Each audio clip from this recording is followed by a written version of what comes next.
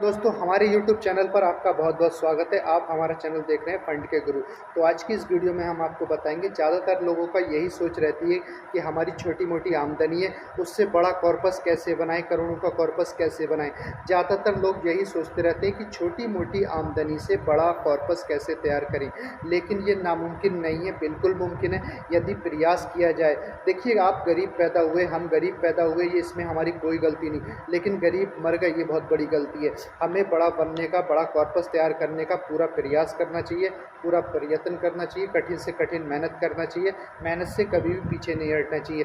देखिए, छोटी इनकम वाले लोग भी बड़ा कॉर्पस बना सकते हैं, बड़ी अमाउंट हासिल कर सकते हैं, बड़ा लक्ष्य हासिल किया जा सकता है यदि एसआईपी के रूप में। मान के चलिए कोई भी छोटी कमाई वाला बंदा है, जैसे 8,000 रुपये मंथली कमाता है, या 10,000 या 11,000 रुपये मंथली कमाता है, उसमें 1,000 रुपये, यदि बंदा 11,000 रुपये मंथली कमाता है तो 1,000 रुपये इन्वेस्टमेंट कर सकता है हर महीने। यदि बंदा 20,000 रुपये महीने कमाता है तो 2 से 3,000 रुपये मंथली एसआईपी के रूप में इन्वेस्टमेंट कर सकता है। यदि बंदा ज़्यादा कमाता है तो उसी ही हिसाब से 5,000, 10,000, 20,000 भी मंथली एसआईपी के रूप में इन्वेस्टमेंट कर सकता है।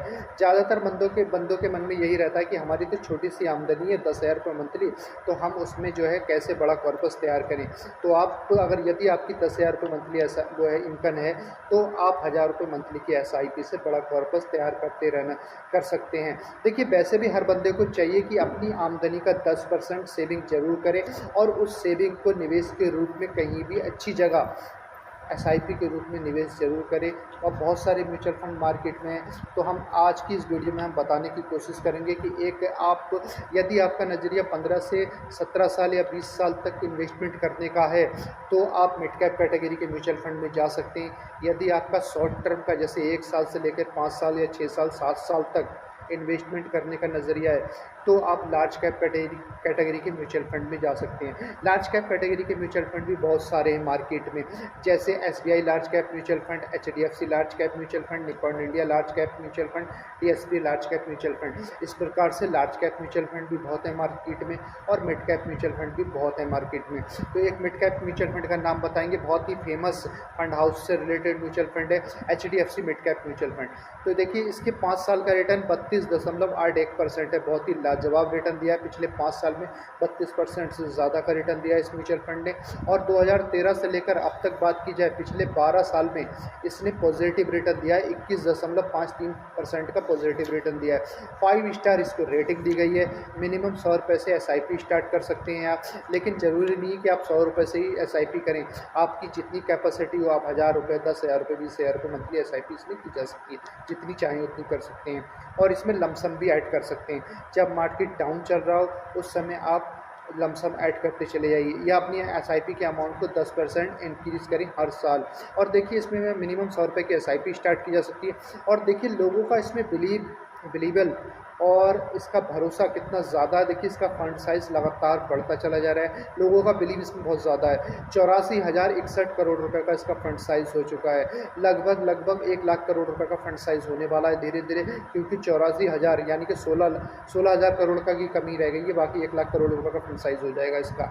आप समझ सकते हैं, किसी देश की जीडीपी भी नहीं है 1 लाख करोड़ होती है, तो आप समझ सकते हैं अगर इस फंड में आपने 17 साल पहले या 17 साल तक लगातार कंटिन्यू एसआईपी की 5,000 रुपये मंथली, और आपने 17 साल तक पेशेंस किया, और आपने कोई भी इंक्रीजमेंट टॉपअप नहीं किया एसआईपी में, केवल 5,000 रुपये मंथली करते चलेगा 17 साल तक, तो आपका जो कॉर्पस तैयार हो जाएगा वो 1,03,63,570 रुपये का हो जाएगा, जिसमें आप इन्वेस्टमेंट करेंगे केवल 17 साल तक 10,20,000। मतलब आपने 17 साल तक केवल कितना इन्वेस्ट किया, 10,20,000 रुपये, और आपको रिटर्न कितना मिला, 93,43,570 रुपये का। और टोटल कॉर्पस आपका कितना तैयार हो गया, यानी कि आपने जो लगाया था इन्वेस्टेड अमाउंट और रिटर्न प्लस, तो टोटल आपका कॉर्पस तैयार हो गया 1,03,63,570 रुपये का, एक मामूली सी एसआईपी से। इसी प्रकार यदि आपकी आमदनी इनकम 5,000 रुपये या 10,000 रुपये मंथली, और आप 1,000 रुपये महीना करना चाहते हैं इन्वेस्टमेंट,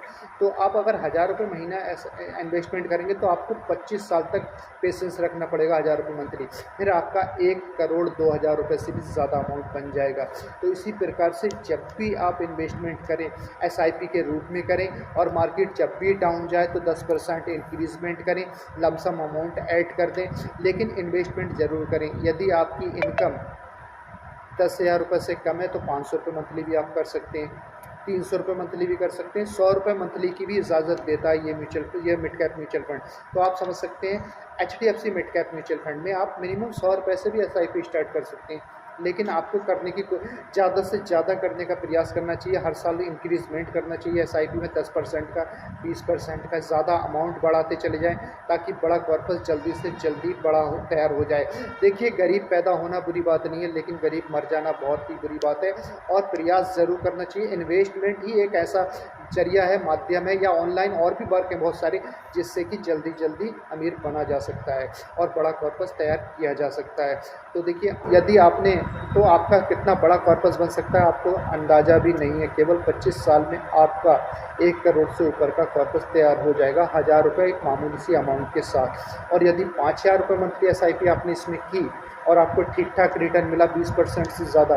देखिए, लार्ज कैप की अपेक्षा मिड कैप और स्मॉल कैप म्यूचुअल फंड में ज़्यादा रिटर्न प्राप्त होता है बंदे को, तो इसलिए लार्ज कैप और मिड कैप म्यूचुअल फंड में इसलिए स्मॉल कैप और मिड कैप म्यूचुअल फंड में जाना चाहिए।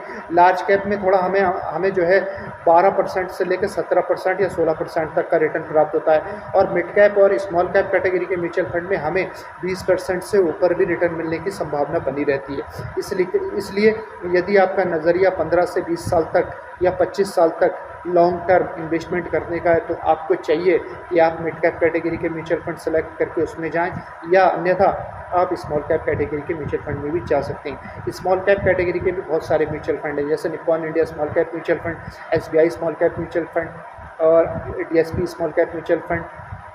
तो स्मॉल कैप कैटेगरी में भी जाया जा सकता है और मिड कैप कैटेगरी में भी जाया जा सकता है यदि आपका नज़रिया लंबे समय का है इन्वेस्टमेंट करने का। तो यदि शॉर्ट टर्म आप इन्वेस्टमेंट करना चाहते हैं 5 से 6 साल 7 साल तक के लिए ही केवल, तो आप लार्ज कैप कैटेगरी को पकड़िए।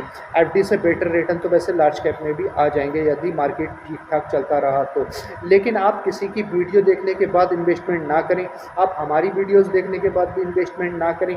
हो सके तो अपने फाइनेंशियल एडवाइज़र से एडवाइस ले लीजिए, या ऑनलाइन जाकर किसी भी म्यूचुअल फंड को जिसको आप परचेज़ कर रहे हैं या सिलेक्ट कर रहे हैं उसका एनालाइज कर लीजिए, उसमें देख लीजिए कितना रिटर्न दिया है इसने 5 साल पहले, 3 साल पहले, 13 साल पहले।